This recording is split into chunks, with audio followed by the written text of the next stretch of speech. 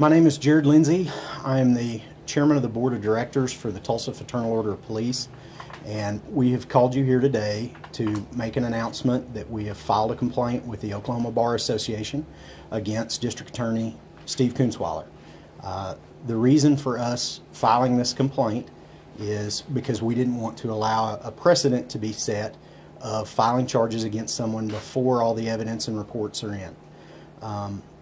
In this case, the Tulsa Fraternal Order of Police represents 1,100 active and retired members, one of which is Betty Jo Shelby. And that is what we're dealing with here is Betty Jo Shelby's case.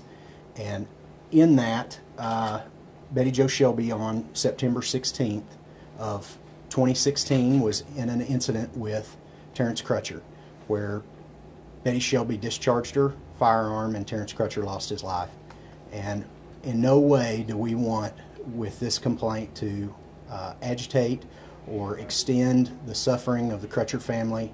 Our deepest condolences go out to them. Anytime that something like this happens, it truly is a tragedy, and what we're doing here in standing up for our member is in no way directed towards them, and we do not want to extend their suffering, so we do apologize for that. However, with Miss Shelby being one of our members, we felt like we needed to stand up and say something about the timing in which these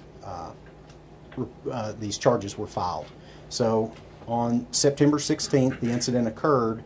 Then less than 1 week later, on September 22nd, the district attorney filed a manslaughter charge against Officer Shelby. And that was before all the evidence was in and the reports were filed. And we don't believe that that should happen to anyone, not just police officers, but regular citizens as well. The district attorney's office has done an excellent job under District Attorney Kunzweiler of not allowing police officers to file charges against anyone before the evidence is in. We at the FOP feel that the district attorney, Mr. Kunzweiler, is a good DA. He's a good man. He makes good decisions, but anyone that saw the press conference where he filed these charges could see the amount of pressure that Mr. Kunzweiler was under. And we feel that in this case, Lady Justice's eyes were unbound.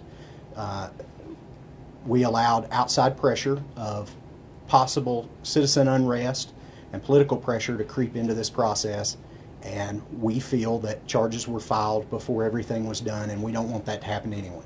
Not just police officers, but regular citizens. We don't want politically or public influenced prosecutions to occur, and we're not asking for anything other than what's afforded to any other citizen out there in that charges are not filed before all the evidence is in. So with that being said, I'll take a few questions. We're a little pressed for time, but I'll answer anything that anybody's got. Is there any big picture thing you're hoping to accomplish with the trial about to start Monday?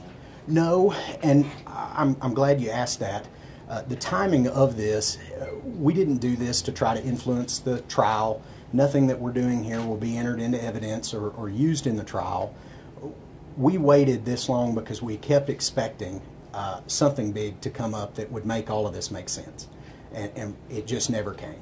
So we felt like we needed to stand up for our member and for the citizenry as a whole and say that we disagree with filing charges on anyone in the future going forward without all the evidence. And I'm not going to second guess the DA and say that he shouldn't have filed charges. What we're saying is he shouldn't have filed charges until all the evidence was in. In your filing here, it says on the evening of September 22nd, Sergeant Walker had a telephone conversation with DA Kunzweiler and told him he had filed an unwinnable case and that there was not probable cause to charge Officer Shelby. What was Mr. Kunzweiler's response to that?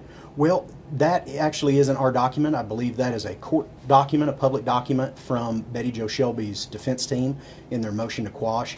That's just something that we provided to you as kind of background. I don't know what his response was. I wasn't privy to those conversations. I know that that issue's been raised in court, but I do not believe that that's my issue. Sergeant Walker hasn't discussed that with you?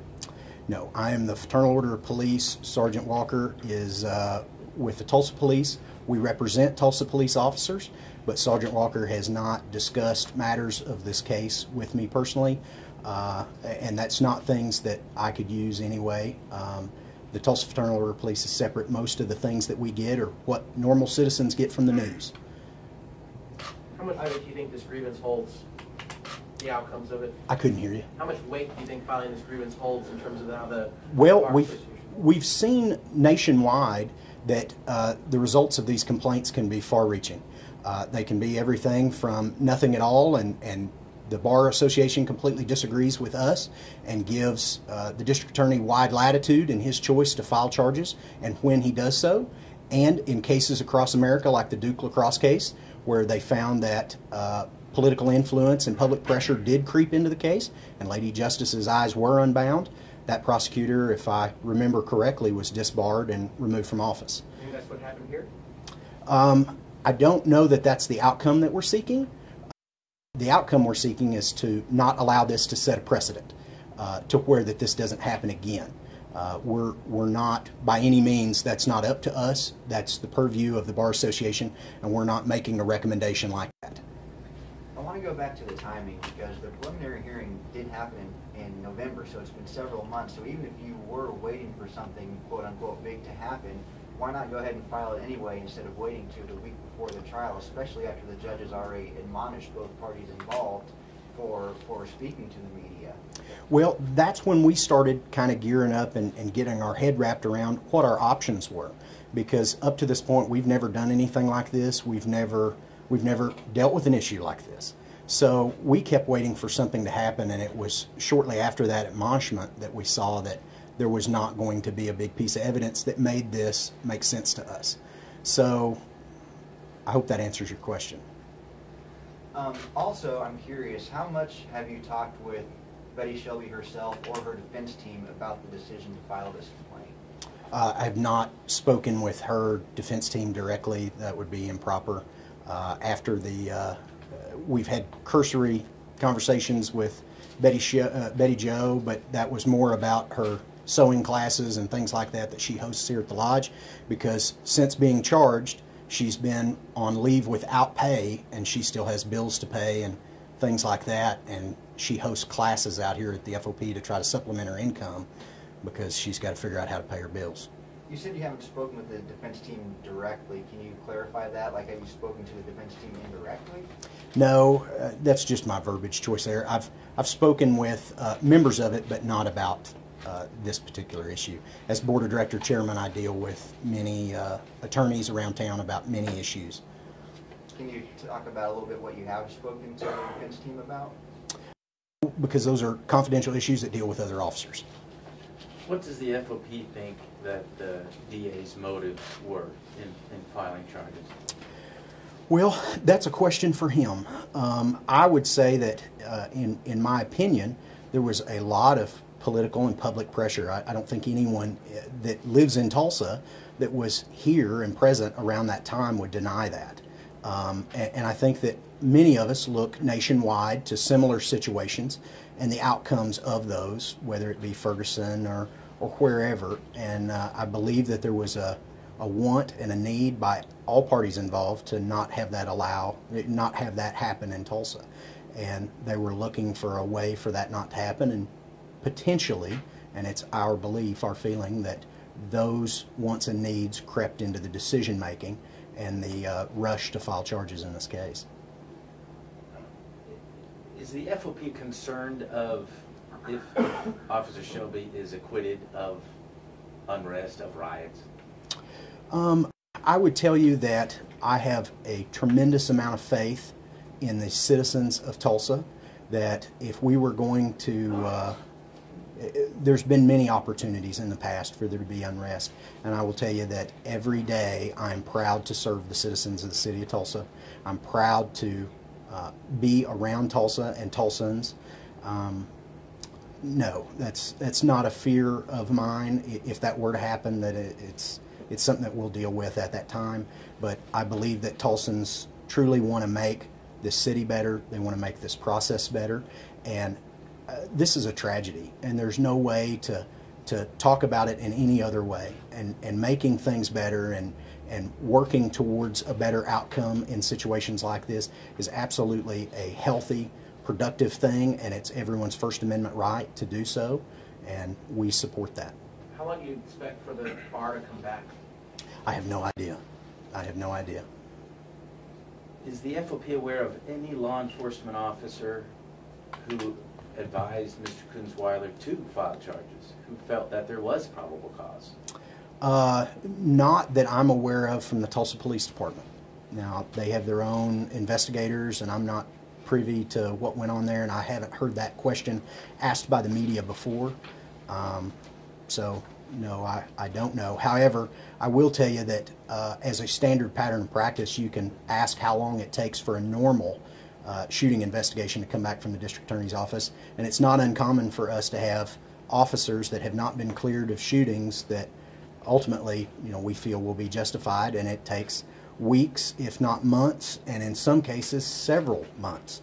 And these are cases with video, with reports, everything else. Yet in this case it took less than a week, and we find that to be highly unusual and out of sorts. And also it's the first one we can think of where we filed charges without all the reports and the evidence back. Are you afraid what this will do to the relationship between TPD and the DA's office?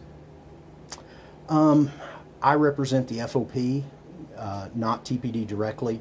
That would be a question for their administration. However, I will tell you, yes, I am fearful of that. But with that, I want to say that Steve Kunzweiler is a very honest and just man, and I'm sure that something like this would upset him. It would upset anyone. However, Steve is the utmost professional, and I do not see anything like that. I don't think that's in the realm of possibilities. Steve has always, and I know will continue to conduct himself as a true professional. Finally, why not wait until after the verdict to do this?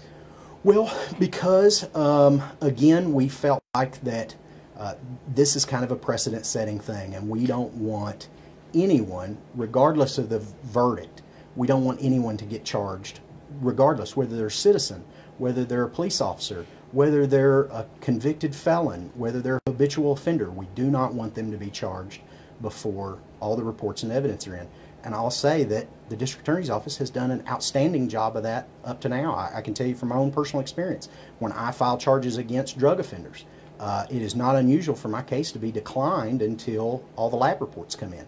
And then I have to go back and refile those with an out-of-custody affidavit to go issue out warrants for people. And I applaud them for doing that. They make sure before we file charges that they've got everything they need.